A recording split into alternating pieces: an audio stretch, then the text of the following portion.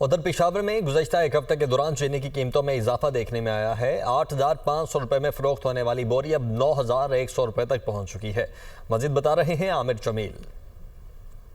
जी बिल्कुल, पेशावर में भी गुज़िश्ता हफ्ते से चीनी की कीमतों में इजाफा देखने में आया है।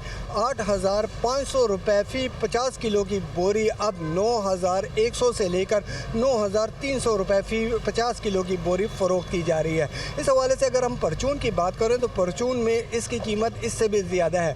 8,500 के हिसाब से पहले 170 रुपये होल सेल में फ़रोख्त की जा रही थी, जो कि अब 9,100 रुपये के हिसाब से 182 रुपये फ़ी किलो के हिसाब से होल सेल में फ़रोख्त की जा रही है। तो अगर हम परचून की बात करें तो परचून में इसकी कीमत 190 रुपये से लेकर 195 और 200 रुपये तक अंदरून शहर फ़रोख्त की जा रही है। तो हम पेशावर के नवाही इलाकों की अगर बात की जाए तो वहाँ पर इसकी कीमत 200 से लेकर 210 और 220 रुपये में भी फ़रोख्त की जा रही है।